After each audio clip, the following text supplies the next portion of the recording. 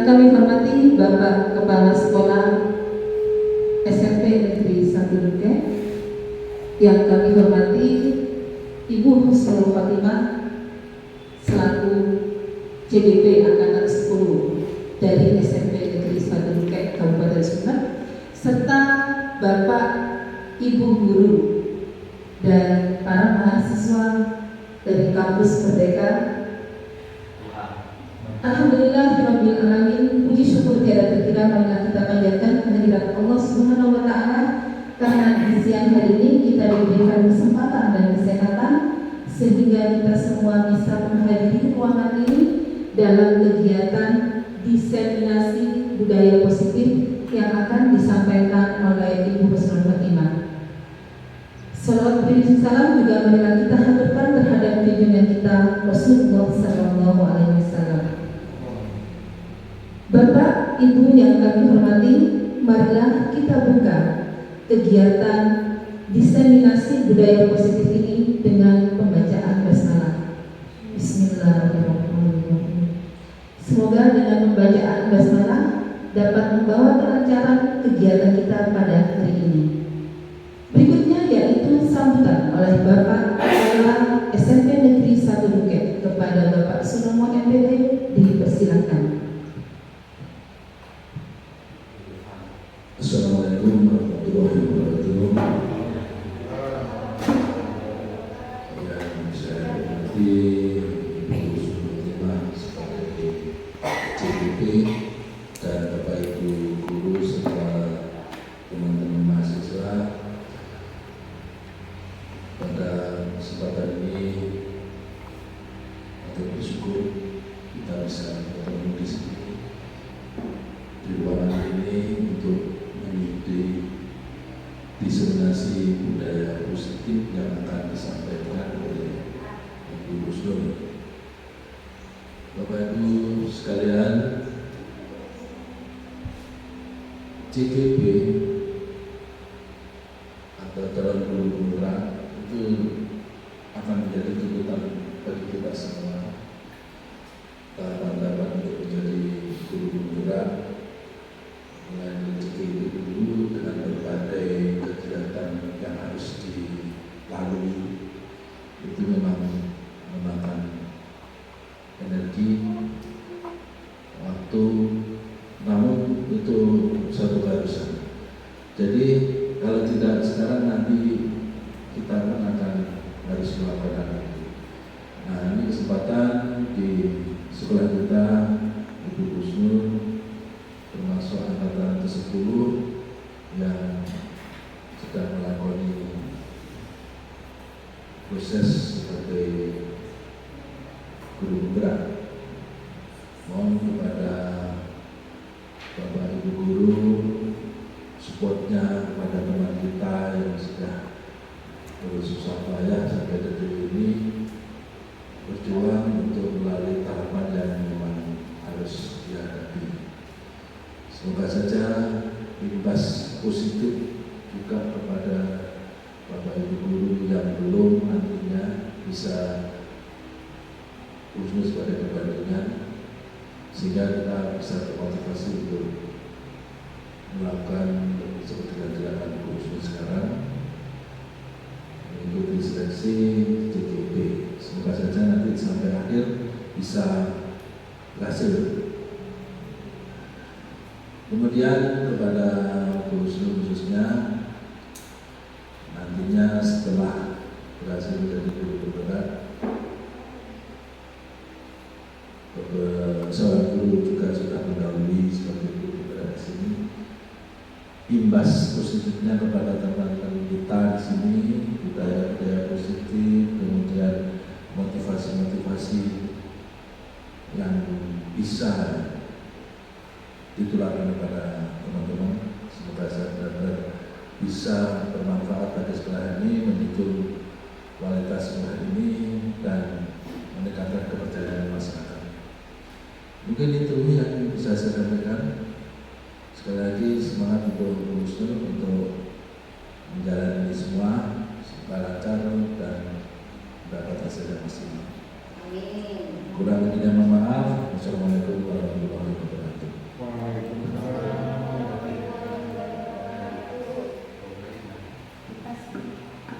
Demikianlah tadi sambutan dari Bapak Kepala Sekolah.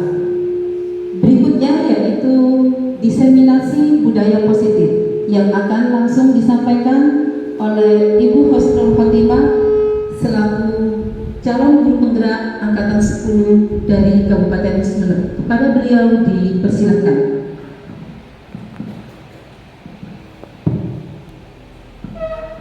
Ya, terima kasih saya ucapkan kepada Bu Eni dan kepada Ibu Guru, Bapak Ibu Guru.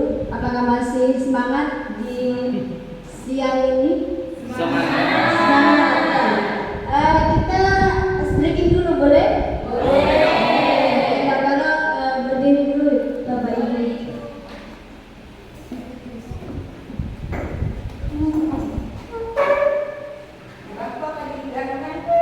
Gak apa-apa, ya, jadi SDQ-nya tepuk tangan. Nanti buka tutup ya. Seperti itu ya Bapak Ibu. Bisa dilihat di depannya. Bisa dicoba? Coba dulu ya. Ya, 1, 2, 3. Buka tutup, buka tutup. Bertepuk tangan. Buka tutup, buka tutup. Tepuk tangan. Digulung, digulung-gulung. Ayo tertawa. Gulung-gulung, digulung-gulung. Tertawa lagi. Boleh satu kali lagi ya Bapak Ibu? Masih semangat kan? Masih. Ya, kita coba. 1, 2, 3.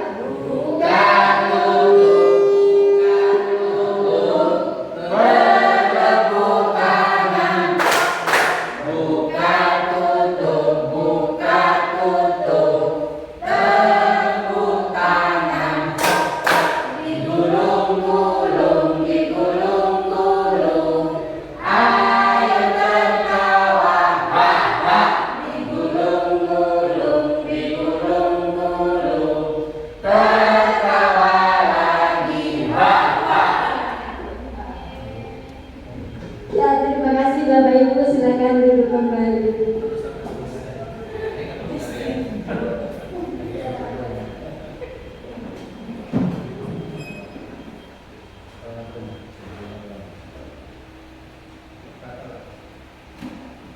Ya, pada kegiatan kali ini saya akan melakukan kegiatan diseminasi budaya positif dari pendidikan guru penggerak yang saya peroleh.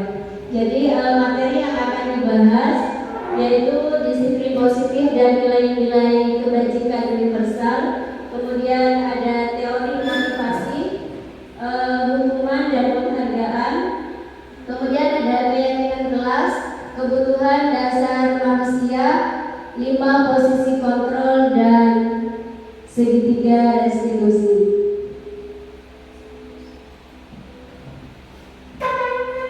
Nah, di sini kita praktikkan ya Bapak Ibu. Di sini judulnya cobalah buka. Nah, yang pertama, Anda adalah A. Tugas Anda adalah mengepalkan salah satu tangan Anda. Coba Anda bayangkan bahwa Anda menyimpan sesuatu yang sangat berharga di dalam kepalan tangan Anda. Anda perlu menjaga benda tersebut sekuat tenaga Anda karena begitu pentingnya untuk kehidupan Anda. Kemudian tugas B, rekan Anda mencoba dengan segala cara untuk membuka kepalan tangan Anda.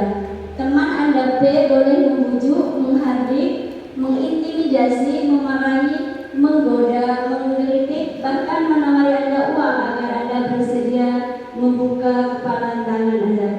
Jadi sekarang coba dipraktikkan Bapak Ibu. Bapak Ibu mengepal tangan. Kenapa?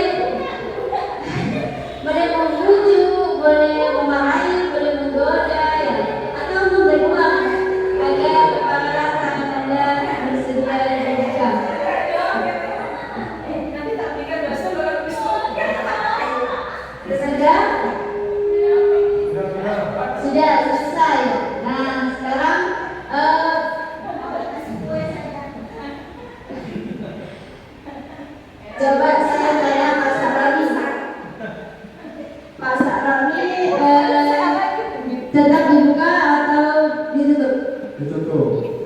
Alasannya kenapa? Karena sesuatu ini tidak boleh diketahui oleh yang lain. Oh, berarti privacy Pak ya? Mungkin ada yang dibuka? Ada. Yang mungkin ingin tahu alasannya Pak? Tidak boleh dibuka alasan apapun, karena ini sesuatu yang berharga bagi saya tidak ingin orang lain mengambil apa yang berharga bagi saya. Tepuk tangan untuk Bumi.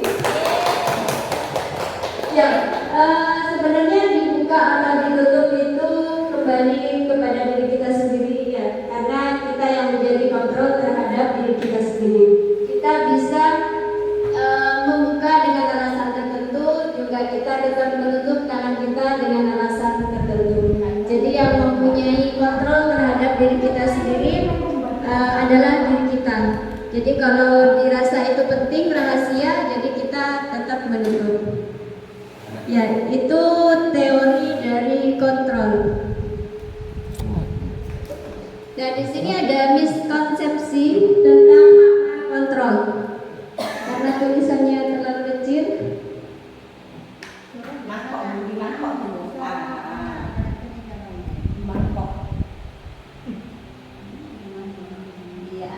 Di sini ilusi guru mengontrol murid. Pada dasarnya kita tidak dapat memaksa murid untuk berbuat sesuatu jikalau murid tersebut memilih untuk tidak melakukannya. Kemudian di sini ada ilusi bahwa semua penguatan positif efektif dan bermanfaat. Penguatan positif atau bujukan adalah bentuk-bentuk kontrol. Segala usaha untuk mempengaruhi murid agar mengurangi suatu perilaku tertentu adalah suatu usaha untuk mengontrol murid tersebut. Dalam jangka waktu tertentu, kemungkinan murid tersebut akan menyadari dan mencoba untuk menolak bujukan kita, atau bisa jadi murid tersebut menjadi tergantung pada pendapat sang guru untuk berusaha. Kemudian di sini ada ilusi bahwa kritik dan membuat orang merasa bersalah dapat menguatkan karakter. Nah, menggunakan kritik dan rasa bersalah untuk mengontrol murid menuju pada identitas gagal. Mereka belajar untuk merasa buruk tentang diri mereka. Mereka mengembangkan dialog diri yang negatif.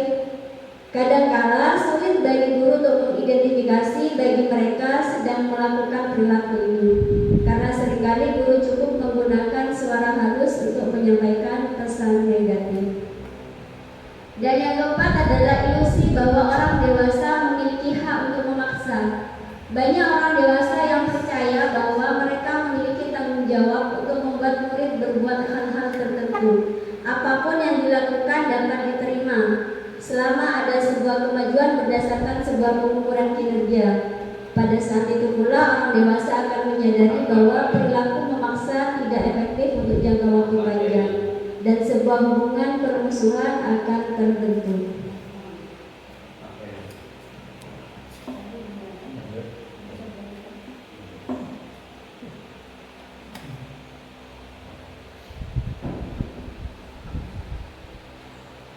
Nah, dari kontrol diri tadi, jadi yang berhak mengontrol diri kita adalah diri kita sendiri.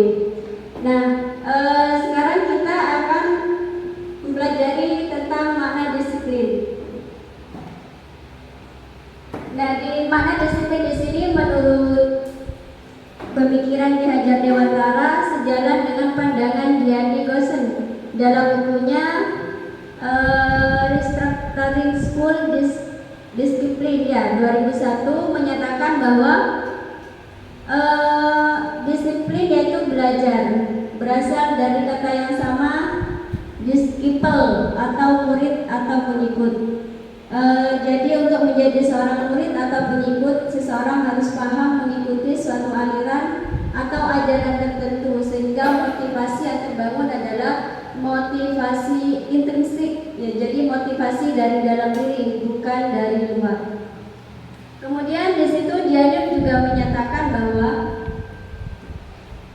asli dari kata disiplin juga berkonotasi dengan disiplin diri. Jadi murid-murid dapat membuat seseorang menggali potensinya menuju sebuah tujuan, sesuatu yang dihargai dan bermakna. Dengan kata lain, disiplin diri juga mengontrol diri, dan bagaimana menguasai diri untuk memilih tindakan yang mengacu pada nilai-nilai yang berharga. Nah, disiplin adalah bentuk tanggung jawab.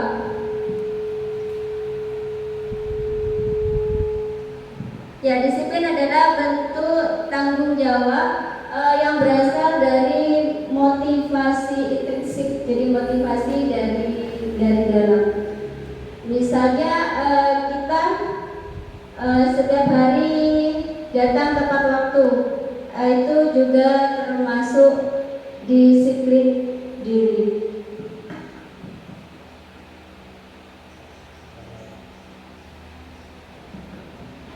Nah, sedangkan nilai kebajikan universal, itu adalah prinsip-prinsip yang bernilai kebajikan.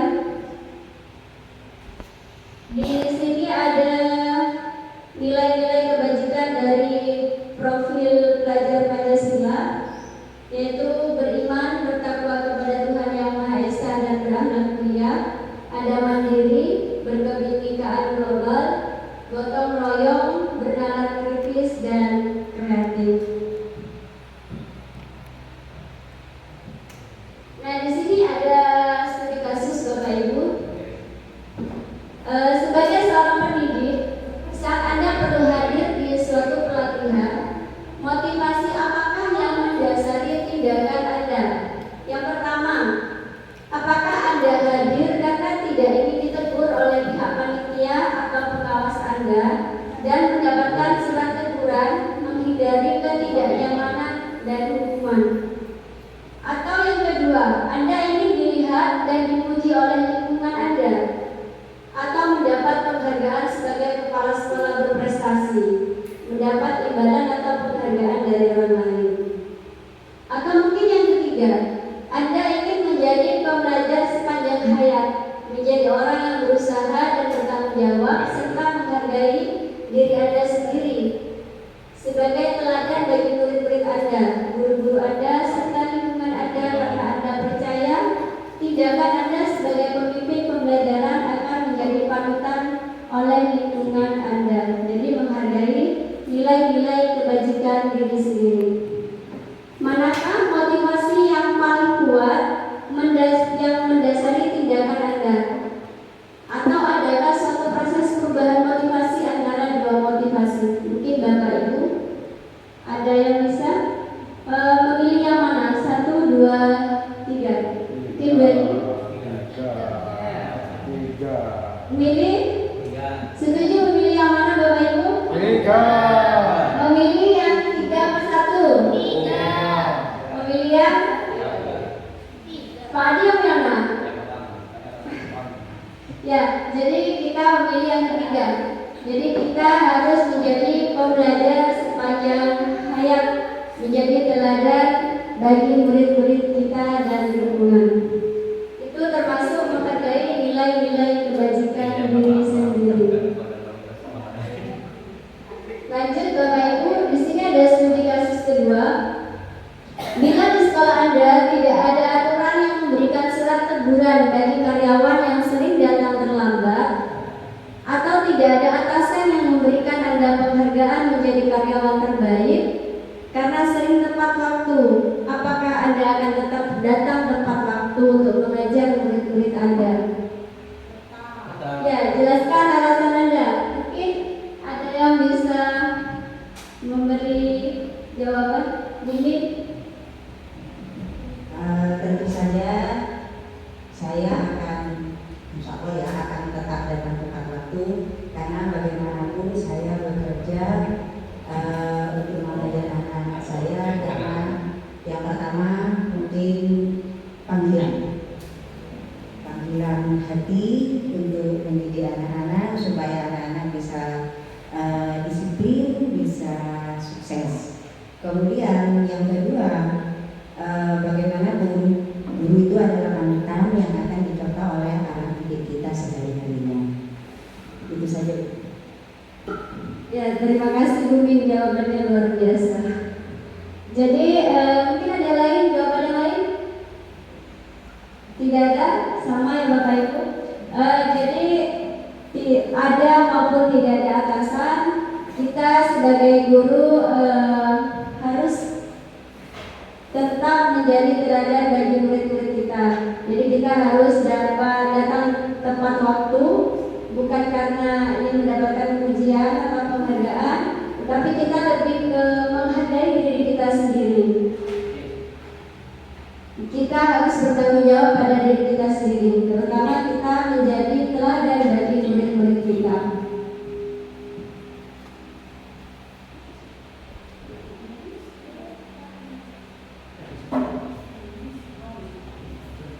Ya, di sini ada pertanyaan Bapak Ibu.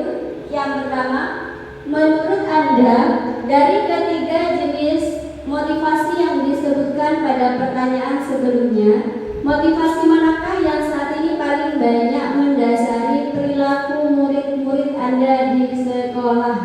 Tadi kan ada 3 motivasi ya. Yang pertama ingin apa tadi? Karena takut hukuman, kemudian karena pujian atau dapat penghargaan, kemudian yang ketiga karena motivasi intrinsik ya, menghargai diri sendiri. Jadi mungkin ada Bapak Ibu yang mau menjawab pertanyaan pertama. Motivasi manakah yang saat ini paling banyak mendasari perilaku murid-murid Anda di sekolah? Jelaskan. Bu. Ini kan ada itu penting banget.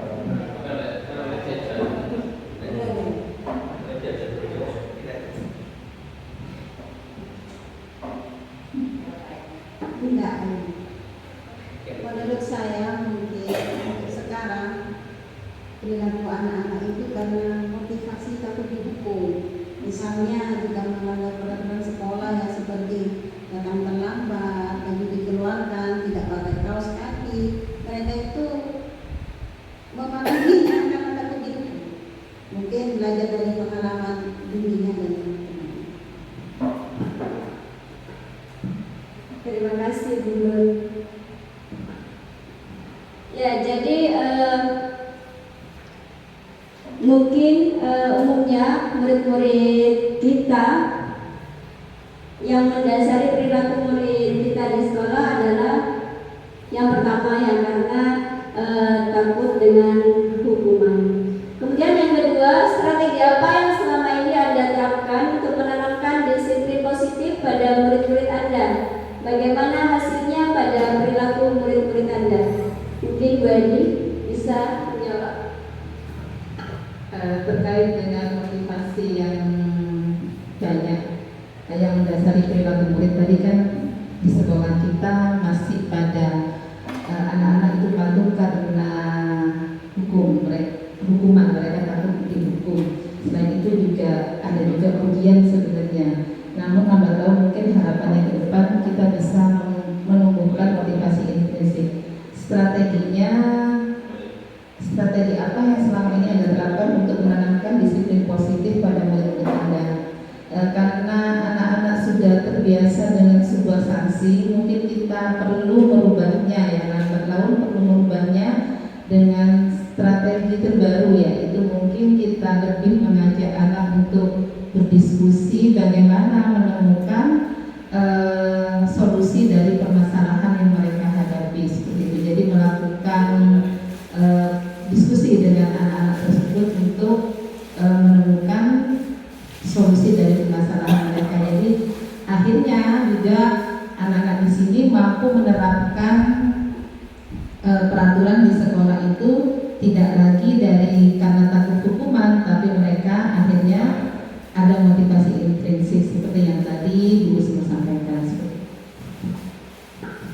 Ya, terima kasih Bu Adi. Jadi kita harus melakukan pendekatan secara personal gitu ya. Ya baik, untuk nomor 3, nilai-nilai kebajikan apa yang Anda rasakan penting saat ini untuk ditanamkan pada murid-murid Anda di kelas atau di sekolah Anda? Mungkin Pak Saroni bisa membantu memberi jawaban. Ya, nilai kebajikan apa?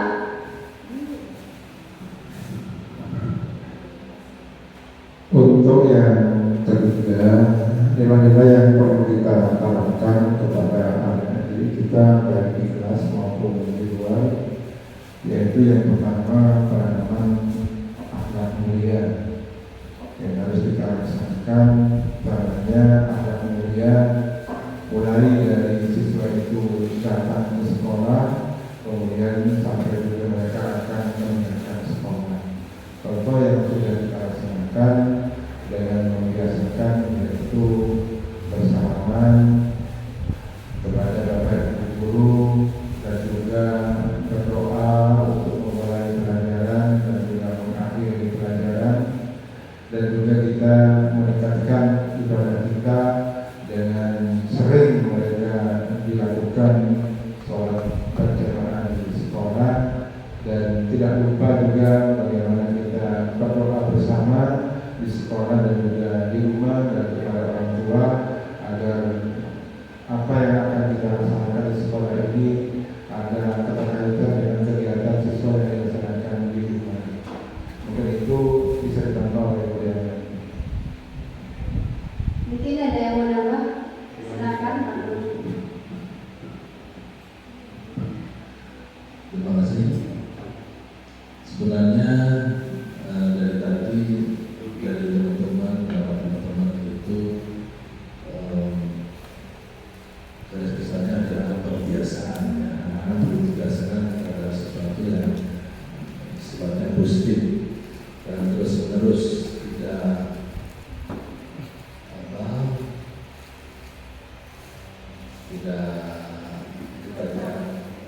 lalai lah mendengarnya.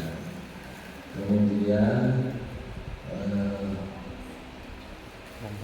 keterlibatan anak dalam menuliskan sesuatu. Contoh kalau di dalam kelas itu ada kesepakatan kelas, itu kan dari anak juga ya, kita gali dari anak maunya apa sih. Nah itu mungkin untuk bukan kelas ada kesepakatan kelas, nantinya anak itu bisa belajar dengan nyaman karena itu atas keputusan mereka sendiri, kesepakatan mereka sendiri. Akhirnya akan lebih diikuti bersama itu kelas menjadi kondusif dan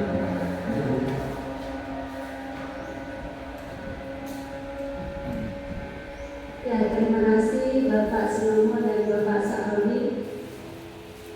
Jadi betul kata beliau, nilai-nilai kebajikannya yaitu tentang pendidikan karakter yang sesuai dengan profil pelajar Pancasila, beriman, bertakwa kepada Tuhan Yang Maha Esa dan berakhlak mulia. Jadi kita menanamkan nilai-nilai kebajikan seperti menerapkan 5S kepada siswa, kemudian disiplin, tanggung jawab, serta kerjasama. Kemudian kita lanjut teori motivasi, hukuman, penghargaan, dan restitusi. Nah, di sini Diani Gosen menyatakan ada 3 motivasi pada perilaku manusia. Yang pertama, jadi untuk menghindari ketidaknyamanan atau hukuman. Yang kedua, untuk mendapatkan imbalan atau penghargaan. Kemudian yang ketiga, untuk menjadi orang yang mereka inginkan dan menghargai diri sendiri dengan nilai-nilai yang mereka percaya. Tentunya ini yang kita inginkan kepada murid-murid kita. Jadi motivasinya adalah yang ketiga, motivasi intrinsik. Jadi menghargai diri sendiri dengan nilai-nilai yang mereka percaya. Lanjut, di sini ada studi kasus lagi Bapak Ibu. Ya, di sini IFA kurang menguasai pelajaran matematika, sehingga pada saat pelajaran tersebut berlangsung, dia lebih banyak berdiam diri dan menggambar di buku pelajarannya. Pada saat guru matematikanya Pak Seno menanyakan pertanyaan, IFA menjadi gugup dan tak sengaja menjatuhkan tasnya dari kursi, serta tiba-tiba menjadi gagap pada saat berupaya menjawab. Seluruh kelas pun tertawa melihat perilaku Iva yang bicara tergagap dan terkejut tersebut.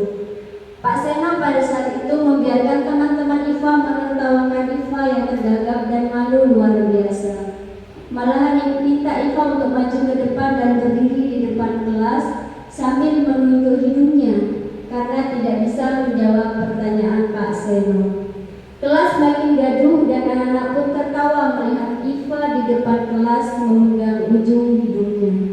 Pertanyaannya, apakah Anda setuju dengan tindakan Pak Seno terhadap Iva? Menurut Anda, tindakan Pak Seno terhadap Iva adalah sebuah hukuman atau konsekuensi? Mungkin Bapak Ibu bisa menjawab untuk soal nomor 1. Pak Adi mungkin?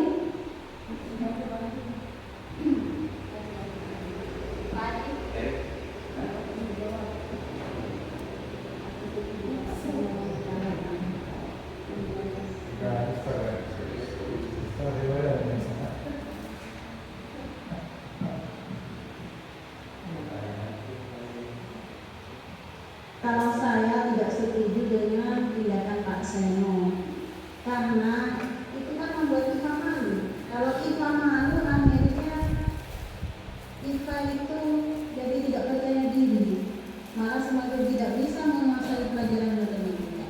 Itu menurut saya. Mungkin pendapat Bapak mahasiswa termasuk apakah Anda setuju? Ya, apakah Anda setuju atau tidak? Dijawab aja setuju atau tidak terhadap tindakan Pak Seno. Tidak setuju. Tidak setuju.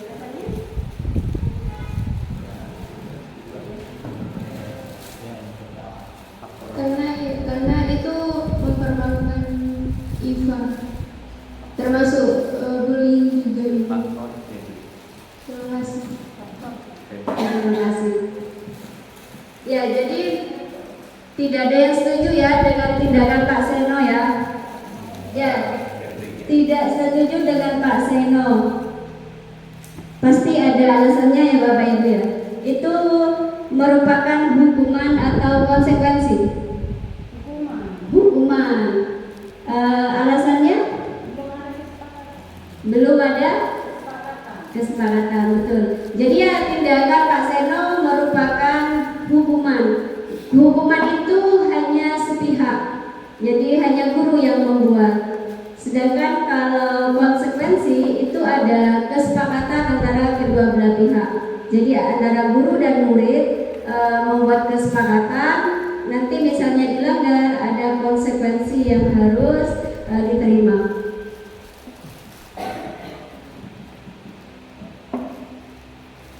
Nah, di sini perbedaan hukuman dan konsekuensi.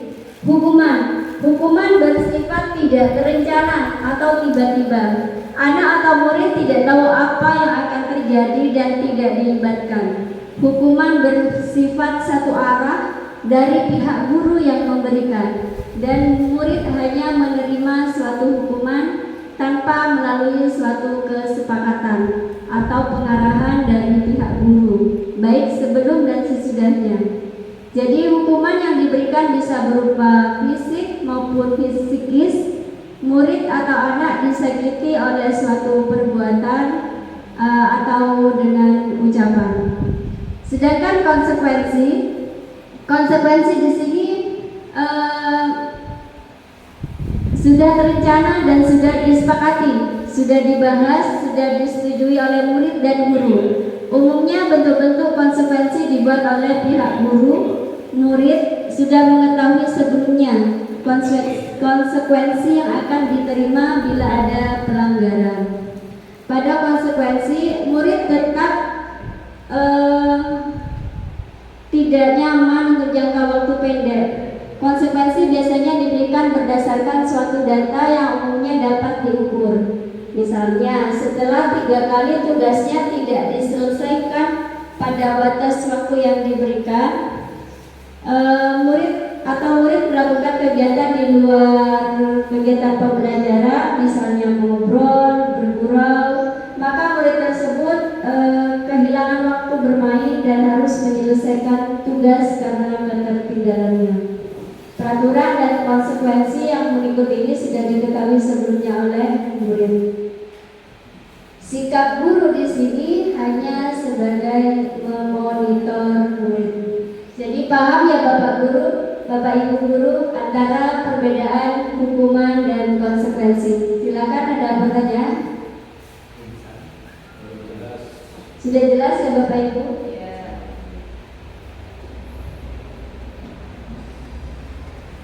Di sini ada studi kasus lagi. Mohon disimak. Jadi Ibu Anas guru kelas 2 SD mendapatkan masalah. Murid-muridnya tidak bisa tertib berdiri antri di depan pintu kelas dan selalu berebutan masuk ke dalam kelas setelah jam istirahat usai. Ini tentunya sangat mengganggu proses pembelajaran, di mana kelas tidak dapat mulai tepat waktu karena Ibu Anas sibuk menenangkan murid-muridnya untuk waktu cukup lama. Akhirnya Bu Anas berpikir cepat dan mengendalikan stiker bintang. Setiap murid-muridnya akan masuk kelas usai jam istirahat. Bu Anas akan mengiming-imingi muridnya dengan stiker bintang. Siapa yang dapat berdiri lurus dan berbaris rapi, antri di depan pintu dapat bintang dari Bu Anas. Sebagian besar murid-murid menyambut tantangan tersebut dan langsung berdiri rapi di depan pintu agar mendapatkan stiker bintang. Hal ini terus dilakukan oleh Bu Anas selama beberapa minggu karena cukup berhasil membuat murid-muridnya berdiri rapi antri di depan pintu. Sampai pada suatu saat Bu Anas sakit dan terpaksa digantikan Pak Heru. Pak Heru tidak mengetahui tentang stiker bintang dan benar saja pada saat mau masuk ke kelas usai jam istirahat, murid-murid kelas 2 kembali berebutan masuk kelas. Nah, di sini ada pertanyaan, ada soal. Berdasarkan teori motivasi yang telah Anda pelajari pada pembelajaran sebelumnya tadi, kira-kira motivasi murid-murid di kelas 2 untuk bersedia berdiri antri sebelum masuk kelas, motivasi apa Bapak Ibu? Ya? Mendapatkan stiker bintang. Berarti motivasinya ingin ya. Jadi ingin imbalan mendapatkan hadiah atau ingin dipuji. Nah, itu ternyata tidak baik untuk jangka panjang. Karena dia akan terus-terusan meminta imbalan. Kemudian yang kedua, adakah cara lain agar murid-murid kelas 2 bersedia antri di depan kelas tanpa diberi penghargaan stiker bintang? Adakah cara lain?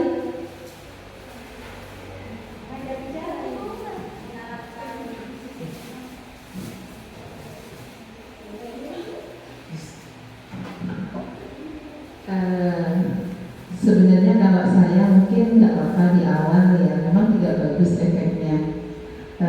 Memberikan stiker bintang di awal memang dampaknya tidak bagus karena anak-anak terbiasa pada penghargaan. Sambil berjalan mungkin anak-anak bisa diajak berbicara. Sebenarnya stiker bintang ini hanya sementara program yang Ibu harapkan mungkin kedepannya kalian bisa paham bahwasanya seharusnya kalian masuk ke kelas walaupun tanpa adanya stiker bintang, tidak berebutan untuk masuk kelas, karena kalau rapi kan indah dilihat, jadi menumbuhkan kesadaran diri pada anak tersebut. Jadi kalau di awal mungkin karena ini anak kelas 2 SD, menurut saya mungkin untuk di awal kita bisa menggunakan cara itu walaupun dampaknya memang tidak bagus ke belakangnya. Tapi sambil lalu seperti tadi melakukan berbicara kepada anak tersebut seperti itu. Jadi mengajak anak tersebut berbicara bahwa tujuan mereka ke sekolah seperti apa, kemudian juga biar kelihatan rapi, kelihatan indah, seharusnya mereka juga bagaimana masuk ke dalam kelasnya gitu. Dan sedikit pujian tanpa memberikan hadiah mungkin juga bisa menjadi motivasi bagi anak. anak kelas 2 SD. Jadi cara lainnya gitu ya, yang saya tangkap dari dua ini, kita harus mengajak berdiskusi, berarti kembali ke pendekatan personal lagi ya, untuk meningkatkan kesadaran diri, meningkatkan motivasi dari dalam diri siswa, untuk terbiasa tertib, karena itu nanti kita bisa menghargai, selain menghargai diri sendiri juga menghargai orang lain.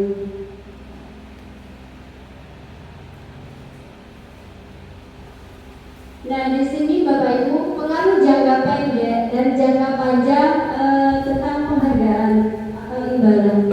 Di sini penghargaan efektif jika kita menginginkan seseorang melakukan sesuatu yang kita inginkan dalam jangka waktu pendek. Jika kita menggunakan penghargaan lagi dan lagi, maka orang tersebut akan bergantung pada penghargaan yang diberikan serta kehilangan motivasi dari dalam.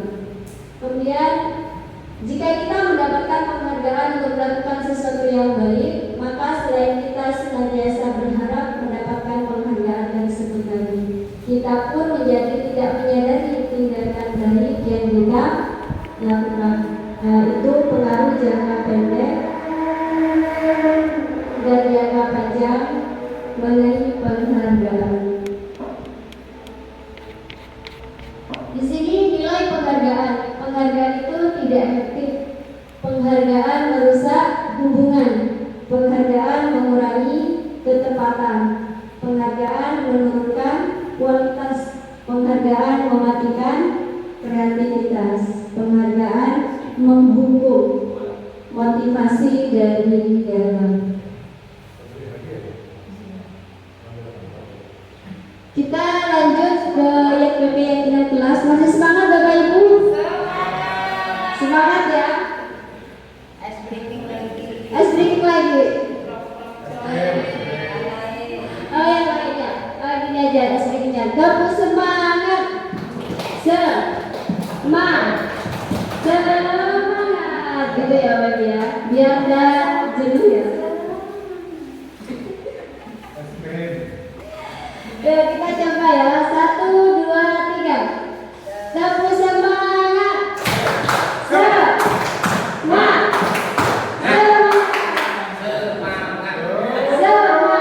Ya, auditornya Mbak Dia. Semangat gitu ya. Semangat.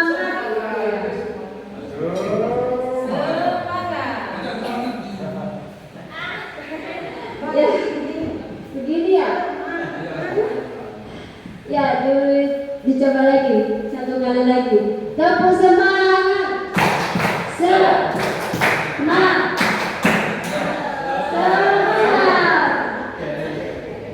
Ya, tepuk tangan untuk Bapak Ibu guru hebat.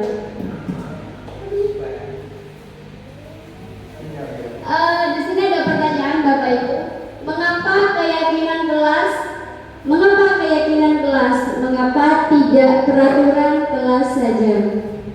Jawablah pertanyaan berikut ini. Mengapa kita memiliki peraturan tentang penggunaan helm pada saat mengendarai roda 2? Kenapa Bapak Ibu? Kita perlu aturan tentang penggunaan helm pada saat mengendarai kendaraan roda 2 itu lebih ditujukan kepada keselamatan diri sendiri, supaya ketika terjadi benturan, kecelakaan dan semacamnya, itu melindungi kepala kita dari luka, dari bentrokan dan semacamnya. Ya, terima kasih Umi, jawabannya luar biasa. Jadi mengapa kita memiliki peraturan tentang penggunaan helm? Yaitu karena apa tadi? Keselamatan ya, karena untuk keselamatan diri kita sendiri. Kemudian yang kedua, mengapa kita memiliki peraturan tentang penggunaan masker dan mencuci tangan setiap saat? Kenapa? Kenapa Pak Sarani? Ya. Menggunakan masker dan juga cuci tangan adalah untuk menjaga kebersihan diri kita diri kita sendiri dan juga karena kita juga akan berhubungan dengan orang lain. Jadi sangat penting untuk kita lakukan walaupun bukan di masa pandemi. Ya, lebih tepatnya untuk kesehatan diri kita sendiri ya. Jadi kita menjaga diri kita dari virus atau dari bakteri tidak tertular dari orang lain. Termasuk yang lainnya. Kalau kita bersih itu masing-masing batuk-batuk saya ini Pak. Ya betul. Agar tidak tertular ya.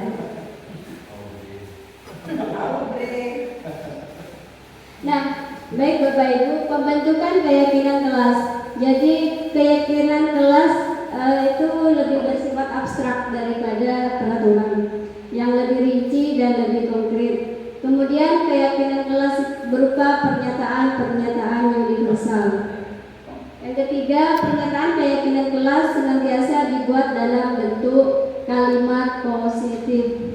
Yang keempat, keyakinan kelas hendaknya tidak terlalu banyak sehingga mudah diingat dan dipahami oleh semua warga kelas. Yang kelima, keyakinan kelas sebaiknya sesuatu yang dapat diterapkan di lingkungan tersebut. Yang keenam, semua warga kelas hendaknya ikut berkontribusi dalam pembuatan keyakinan kelas lewat kegiatan curah pendapat. Kemudian yang ketujuh, bersedia meninjau kembali keyakinan kelas dari waktu ke waktu.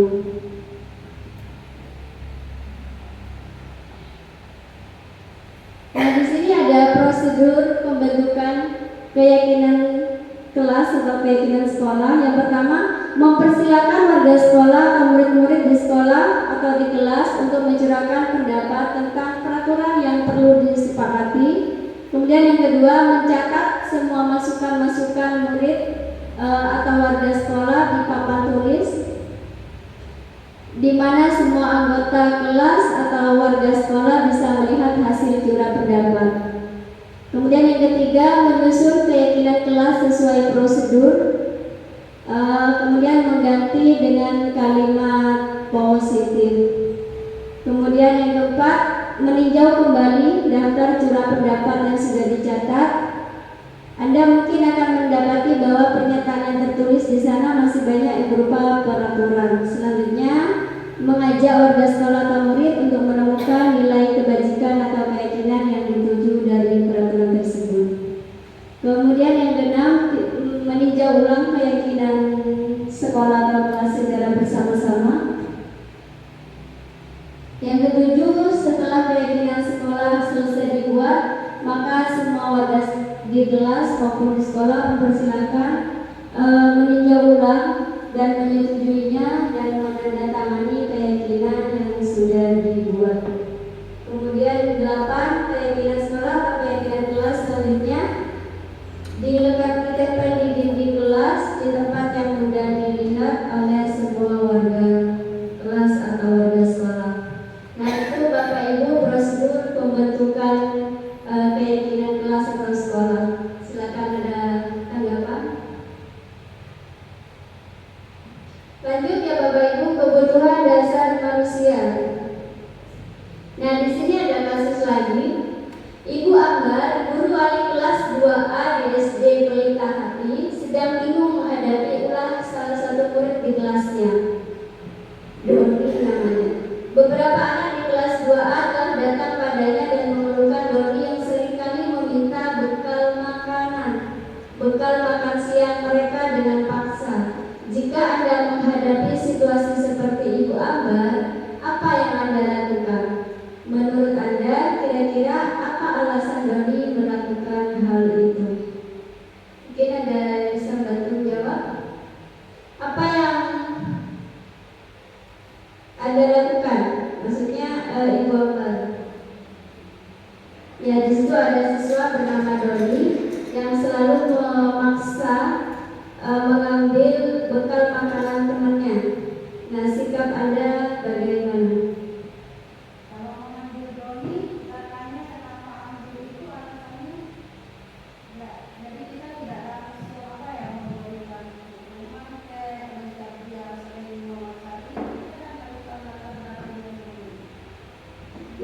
setuju dengan menurut ada yang lain? Jadi kita harus mengobrol dulu, mengetahui latar belakang Doni melakukan hal tersebut. Menurut Anda kira-kira apa alasan Doni? Kira-kira apa alasannya, Bu? Kenapa Doni merebut bekal temannya sendiri dengan pasar? Kenapa? Mungkin dari beberapa alasan. Satu, mungkin mahal. Dua, mungkin memang ini pengganti temannya. Kemudian mungkin juga Doni ini disebut jadwal. Jadi kalau menurut saya, seandainya saya menjadi abang, maka saya perlu memanggil Doni, perlu mengajak Doni untuk berbicara dari hati ke hati apa yang menjadi alasan Doni melakukan hal tersebut. Dari alasan yang Doni sampaikan, mungkin kita bisa menemukan solusi untuk mengatasi masalah yang ditimbulkan, untuk mengatasi solusi supaya Doni tidak mengulangi hal tersebut. Ya, terima kasih Bu Min. Jawaban Nur sama Bu Min semuanya benar. Jadi di sini Doni kemungkinan adalah lapar. Ya, sesuai dengan 5 kebutuhan dasar manusia. Jadi yang pertama kebutuhan untuk bertahan hidup, kasih sayang dan rasa diterima, kemudian kebebasan, kesenangan dan kekuasaan. Ya. Dari tadi bisa kalau lapar berarti kan kebutuhan untuk bertahan hidup. Atau mungkin merasa jagoan berarti itu kekuasaannya. Boleh. Itu 5 kebutuhan dasar manusia. Jadi ada untuk bertahan hidup, kemudian kasih sayang dan rasa diterima, kebebasan, kesenangan dan kekuasaan.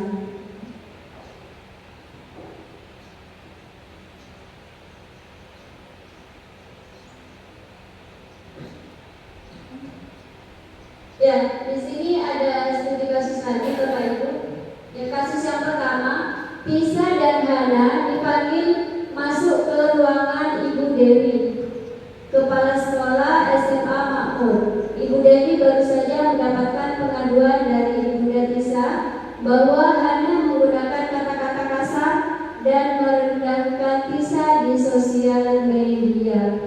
Kemudian yang kedua, kasus yang kedua, Anto jarang sekali hadir di pembelajaran jarak jauh, dan pada saat hadir pun Anto seringkali menggunakan kata-kata kasar di kolom chat, mengejek teman-temannya. Hal ini sudah sangat mengganggu, dan beberapa orang murid yang mengikuti pembelajaran daring mengeluhkan tentang perilaku Anto di pembelajaran jarak jauh. Bila Anda adalah seorang kepala sekolah, penerapan disiplin apakah yang akan Anda lakukan untuk kasus Hana dan kasus Anto?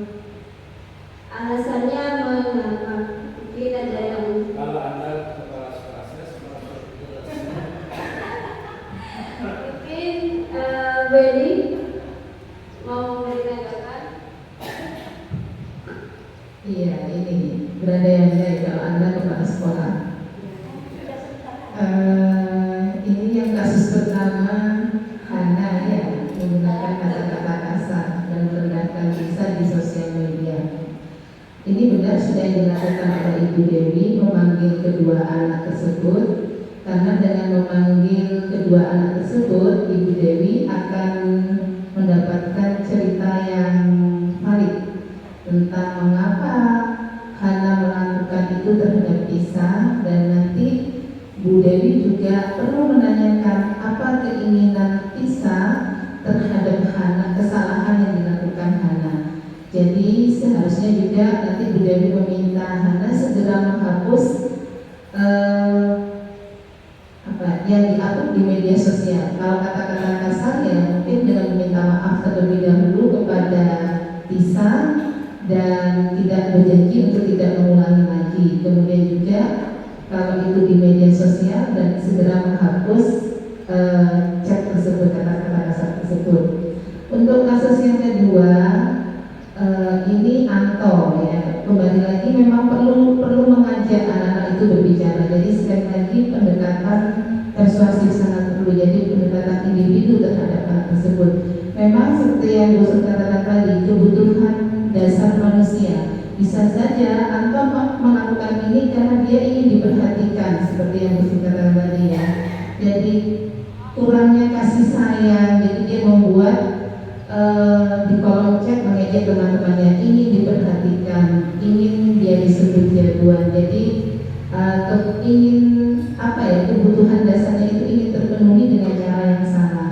Mungkin dengan kepala sekolah mengajak Anto berbicara, Anto akan menjadi sadar. Kemudian juga meminta Anto untuk, karena ini terkait dengan perilaku yang orang tua ketahui, meminta Anto meminta maaf di grup tersebut dan untuk tidak mengulangi lagi.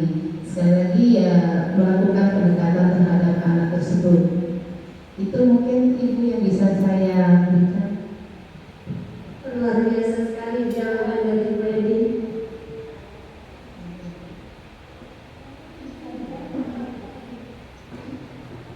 Ya, jadi yang pertama kita harus memanggil terlebih dahulu murid yang bersangkutan yang bermasalah, kemudian ditanya melalui pendekatan persuasif. Jadi kita tidak boleh langsung menyalahkan, tetapi menanyakan dulu alasannya seperti apa, kemudian nanti baru menanyakan alasannya. Setelah itu seharusnya solusi, kita menanyakan solusi kepada siswa tersebut sebaiknya seperti apa. Boleh. Yang disampaikan Bu Edi juga sangat benar ya. Mungkin juga perlu dari pihak lembaga sekolah, kepala sekolah dan guru-guru mengumpulkan seluruh siswa untuk memberikan pengarahan tentang pentingnya bagaimana etika bersosial media yang baik dan benar. Kemudian bagaimana agar mereka bisa menjauhi ujaran kebencian di sosial media. Kemudian berikutnya setelah pengarahan tersebut selesai, kita membuat kesepakatan kepada mereka, anak-anak kita, bahwa kalau nanti terjadi pelanggaran tadi di sosial media dengan hal-hal yang kata-kata kasar dan semacamnya, akan ada konsekuensi yang akan diberikan oleh sekolah kepada mereka. Mungkin itu. Baik, terima kasih. Pak Imo mau menambahkan? Saya ingin menambahkan, dari tadi pihak korban yang menjadi dan kita mengaitkan, sebenarnya pelaku juga harus ditanya juga mengapa dia melakukan itu.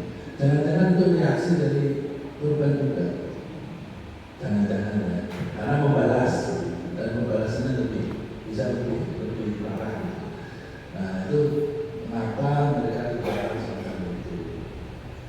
Jadi dari pihak-pihak yang dikatakanlah pelaku itu mungkin perlu ditanya mengapa melakukan itu. Jangan-jangan reaksi dari korban dari kata itu saja. Jadi perlu ditanya semuanya, tidak hanya pihak korban saja. Ya, terima kasih jawaban dari Bapak Ibu, luar biasa semua. Kita lanjut pada posisi 5 posisi kontrol. Di sini ada 5 posisi kontrol. Yang pertama sebagai penghukum, kemudian yang kedua pembuat merasa bersalah, yang ketiga sebagai teman, yang keempat sebagai pemantau, dan yang kelima sebagai manajer.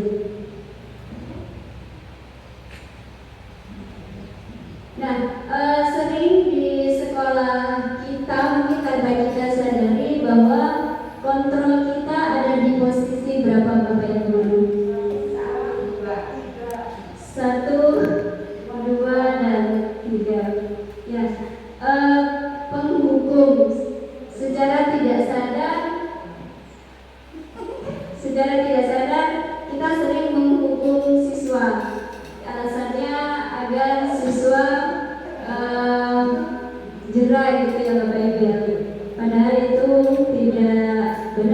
jangka panjang. Untuk jangka pendek mungkin iya, karena murid merasa takut kepada gurunya. Kemudian yang kedua, membuat rasa bersalah. Maka Bapak Ibu sendiri membuat rasa bersalah. Contohnya mungkin ada yang bisa beri contoh? Mungkin Saya itu ya satu. Pernah saya mengatakan kepada anak-anak itu begini dalam bahasa Madura, bu anak bisa kayak Bukman, sehingga kamu tidak kasih kayak ibu, sehingga itu membuat anak merasa bersalah, termasuk bersalah kepada ibunya. luar biasa begitu. Jadi selain kita sering menggunakan kontrol penghubung, membuat rasa bersalah, kemudian teman, kadang bersikap teman, kemudian pemantau. Nah, yang kelima, yang tertinggi, kita seharusnya berada pada posisi manajer. Ya, kita sebagai guru harus berada di posisi kelima sebagai control manager.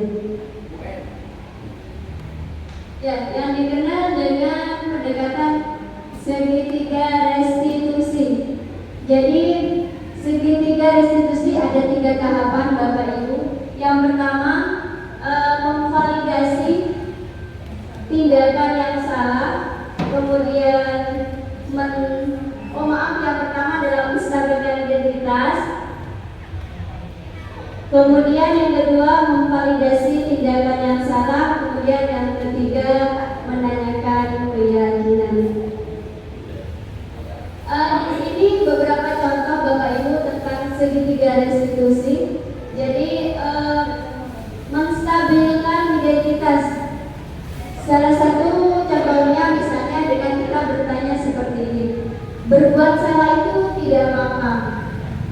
Tidak ada manusia yang sempurna. Saya juga pernah melakukan kesalahan seperti itu. Nah, itu menstabilkan identitas. Kita bisa menyelesaikan masalah ini. Bapak Ibu tidak tertarik mencari siapa yang salah, tapi Bapak Ibu ingin mencari solusi dari permasalahan ini. Kamu berhak merasa begitu. Apakah kamu sedang menjadi teman yang baik untuk dirimu sendiri? Nah, itu beberapa pertanyaan yang masuk ke langkah menstabilkan identitas. Jadi jika ada kasus nanti dengan murid, maka kita harus menstabilkan identitasnya terlebih dahulu. Misalnya berbuat salah itu manusiawi. Kita pasti punya salah seperti itu. Kemudian yang kedua, validasi tindakan yang salah. Nah, contohnya di sini, padahal kamu bisa melakukan yang lebih buruk dari ini. Kamu pasti punya alasan mengapa kamu melakukan hal itu. Kamu patut bangga pada dirimu sendiri karena kamu telah melindungi sesuatu yang penting untukmu. Kamu boleh mempertahankan sikap itu, tapi kamu harus menambahkan sikap yang baru. Nah, itu contoh dari validasi tindakan yang salah.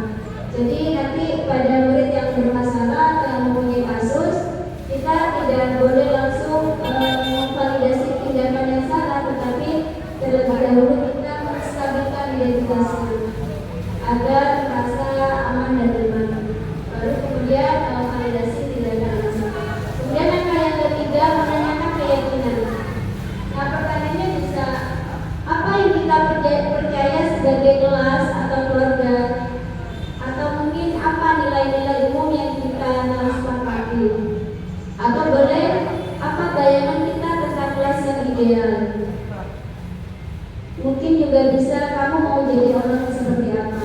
Nah, itu contoh dari pertanyaan segitiga restitusi. Nah, di sini saya menanyakan sebuah kasus. Kasus yang pertama di sini tidak melaksanakan piket kelas. Jadi Arman siswa kelas 7C sering tidak melaksanakan piket kelas. Ternyata Arman sering datang ke sekolah jamnya jam 7:05, sehingga dia tidak sempat melaksanakan piket kelas.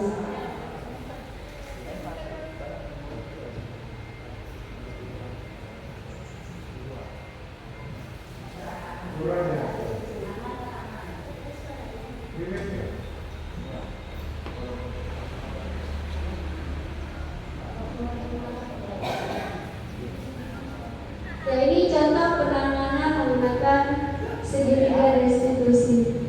Udah bunyi.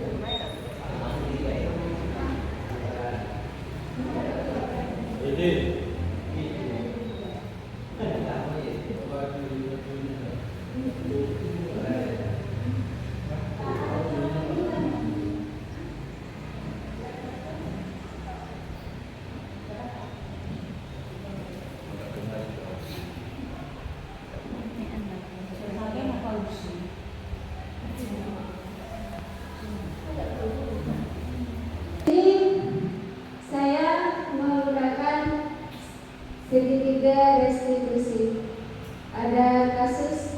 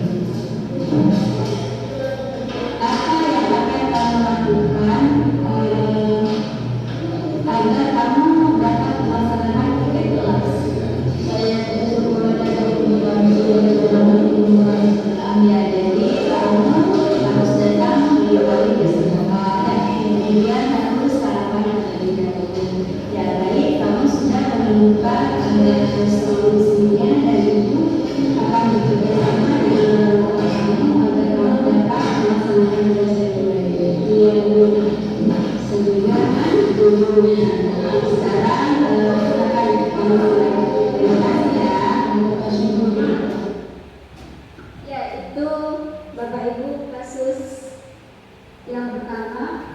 Kemudian kasus yang kedua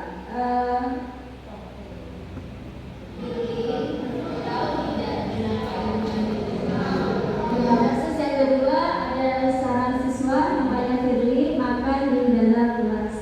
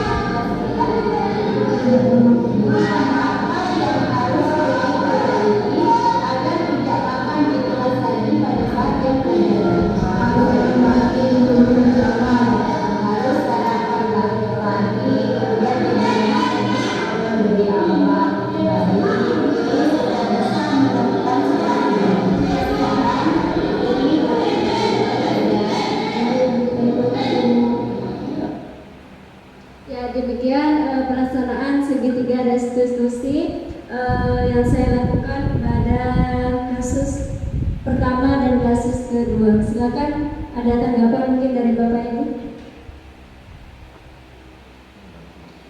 Jadi ada 3 ya Bapak Ibu. Ada 3 tahap dalam melakukan segitiga restitusi sebagai control manager. Yang pertama menstabilkan identitas, kemudian validasi tindakan yang salah, kemudian yang ketiga menanyakan keyakinan. Cukup Bapak Ibu? Cukup. Baik Bapak Ibu, demikian hasil diseminasi budaya positif. Terima kasih telah meluangkan waktunya pada siang hari ini. Kurang lebihnya saya mohon maaf. Terima kasih. Wassalamualaikum warahmatullahi wabarakatuh.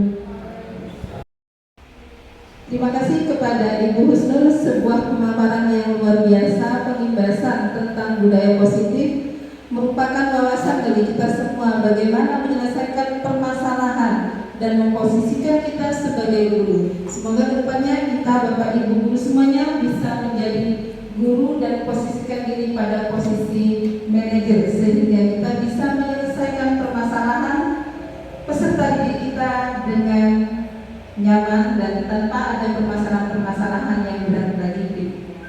Baiklah Bapak Ibu, tibalah kita di penghujung acara. Terima kasih sekali lagi kami sampaikan kepada Ibu Husnul, Bapak Ibu guru yang telah hadir di ruangan ini. Marilah kita tutup kegiatan ini dengan pembacaan hamdalah.